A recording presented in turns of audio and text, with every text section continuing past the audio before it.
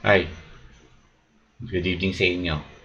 So, pag-usapan natin dito yung isa sa mga issues na tackle sa impeachment trial. Stand by the question ni Senator Robin Padilla regarding the raw file of a certain video na pinag-uusapan nila. So, ang pag-uusapan natin is base sa ginagawa sa field of broadcasting na ano ba yung live, ano ba yung taped, ano ba yung tape plus live, at ano ba yung edited.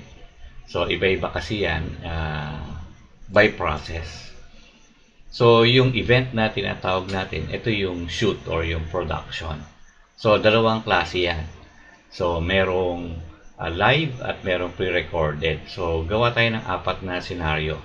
Number one is situation natin dito is either live, tape, or recorded. So, pag sinabing tape, is recorded din naman yun. So, yung recording kasi, nagbabago yung media. Before, ang recording media natin is tape. So, kaya tinatawag na taping. Tapos, ngayon, nagkaroon ng chance na naging disc ang recording, yung Blu-ray. And then, ang dominant na recording media ngayon ay yung static memory or chips. So, yung mga RAM, SD cards, or P2 cards, depende kung sino yung manufacturer. May kanya-kanya silang proprietary technology, but in essence, they're using solid state memory na ngayon, hindi na tape. Okay?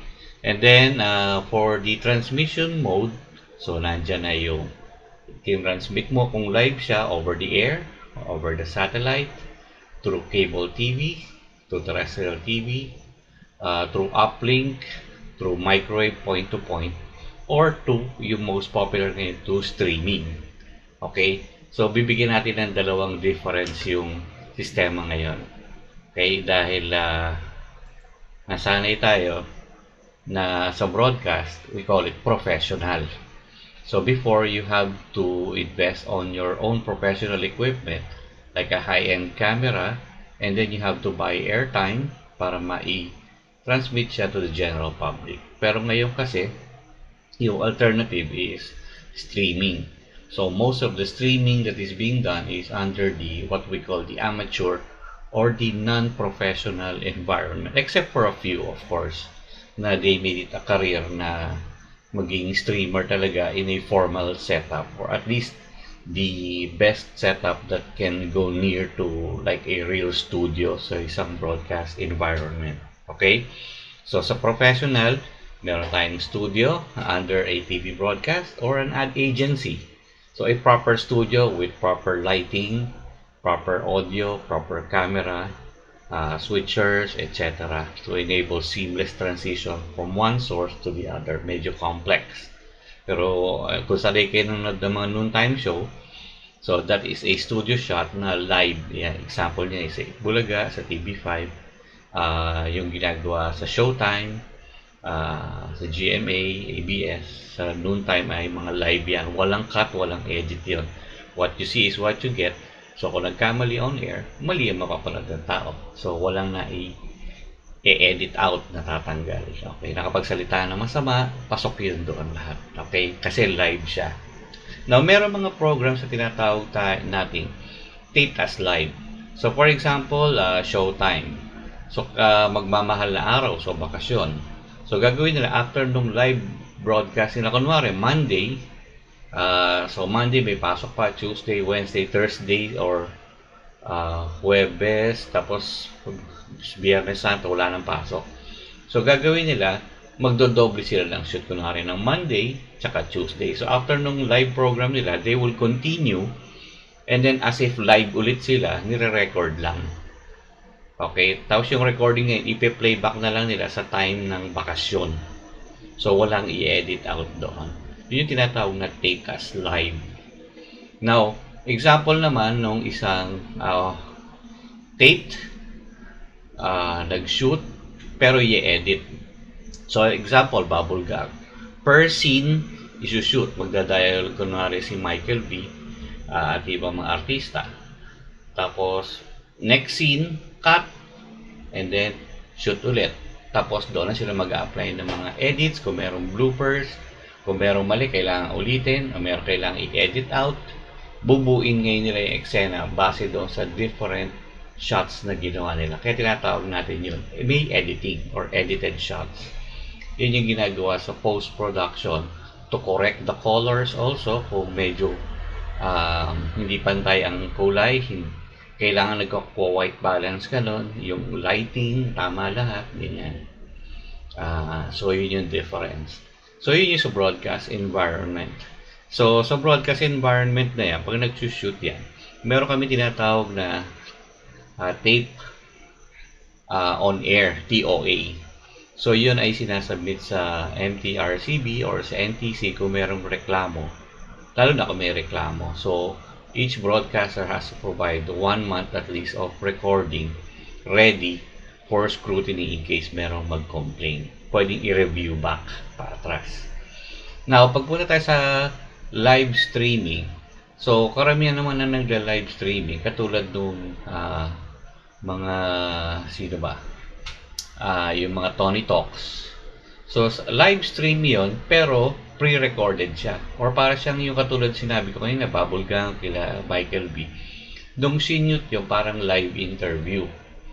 Pero may chance silang i-edit out yon para to make the video more presentable at mai-edit out din yung mga ilang mga rough portions of the video or kailangan ulitin.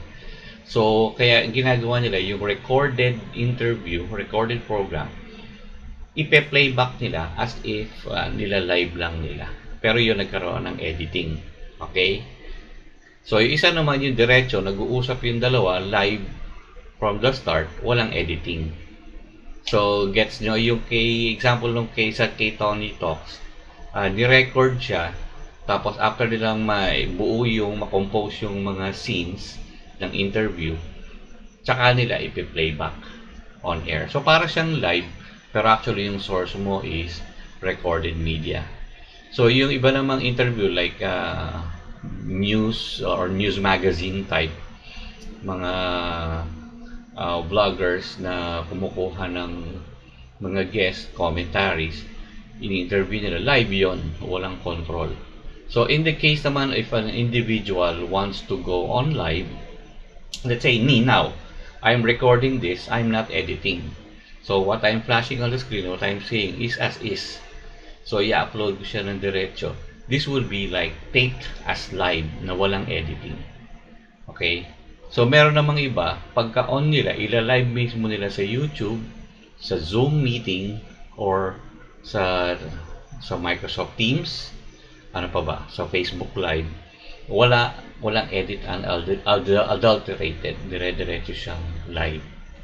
Okay? So, ito yung isang example. So, pag sinabing live, walang editing, no splicing ng scenes, at what you see is what you get. Pagka tape as live program, ni-record muna yung show, pwedeng inedit, pwedeng hindi, and then ipe-playback later on or i-upload para sa scheduled playback sa streaming platforms na gusto nila. Okay? So, doon naman sa pre-recording, bakit nagpi-pre-record? Ito na yung mga summary ko.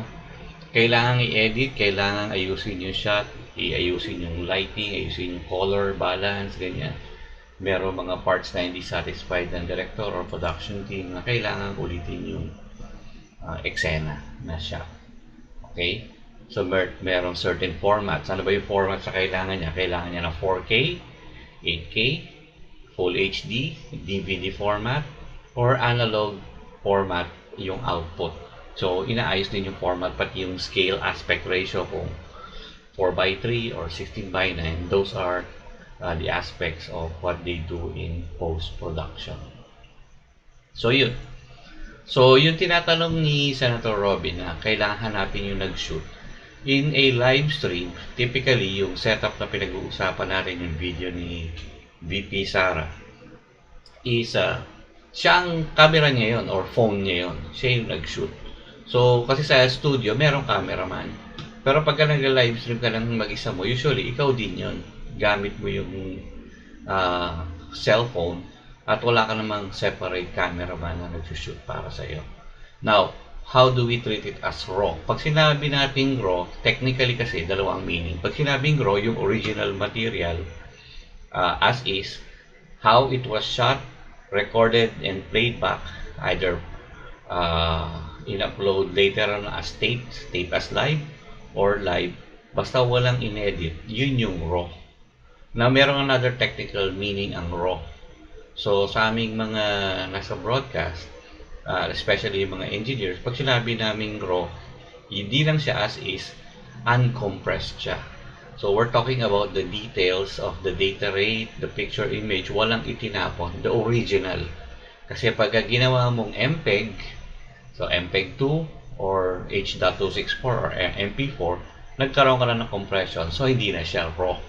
So, dalawa yung meaning ng raw. Yung isa is yung technical, nagkaroon ng compression, at yung isa naman is the nature of the material itself. So, yun.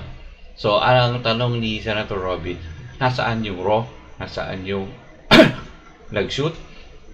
Ang nag-shoot is the person na nakita natin doon sa video, at yung material, if it's the original, if it's played back live sa streaming niya, or even sa air, pero in this case, it is streaming, then what is recorded by Zoom and Facebook na ginamit na platform at that time is equivalent to the original. That is the answer, and I hope we learned something today. Ayos!